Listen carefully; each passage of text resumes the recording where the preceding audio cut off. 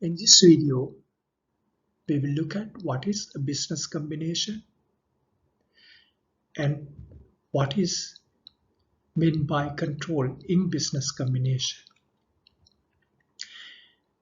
Business combination is where an investor enters into a transaction or some other event that leads to controlling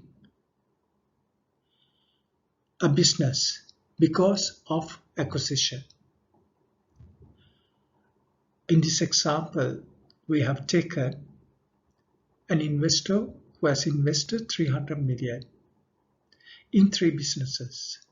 Let's say the investor invested 100 million each in each of these 3 businesses.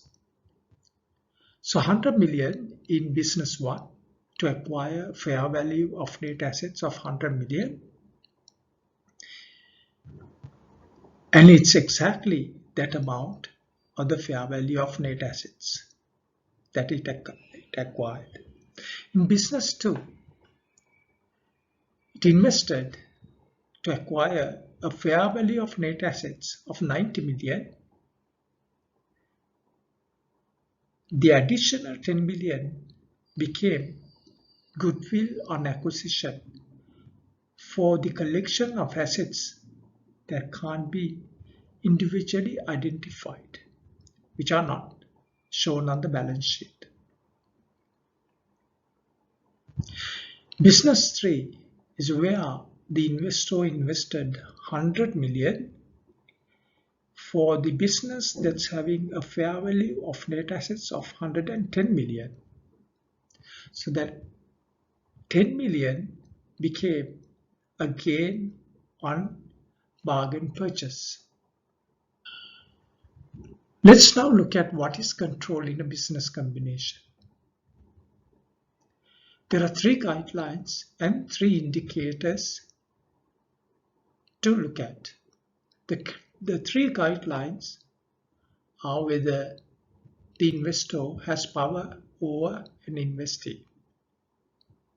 The second is whether the investor has exposure or the right to vary returns of investing.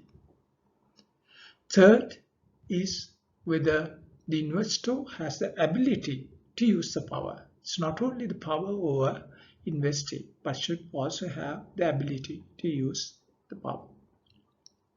So all 3 guidelines have to be met to say that the investor is having control over the other business. There are 3 indicators that can guide to find out whether investor has control over the business. First is investor has majority voting rights held by the investor in the business it acquired. The second is investor holds less than majority voting rights, but the remaining voting rights are dispersed among several owners. Let's say the investor has invested 45% of voting rights in the business, but the remaining 55% is dispersed among many owners. And it's unlikely that they will get together to make a block vote. The third is the investor holds potential voting right. It's where investor has convertible loans into shares where the investor can gain additional voting rights. So any of these 3 indicators can indicate whether the investor is controlling a business. In this control matrix, the control has 4 aspects. There could be direct control of investor in a business or indirect control of investor in a business, or there could be active control where the investor have voting rights, or passive control, where there's potential voting rights like convertible debts into shares.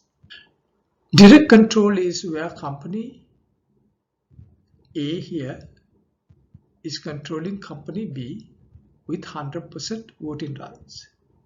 It could be more than 50% voting rights, but in this instance, it's taken as 100%. In the right side here is where company A is controlling company B with 70% voting rights, and company B is controlling company C with 100% voting rights. Company A is having indirect control over company C through company B. That brings us to the end of the video. Thanks for watching.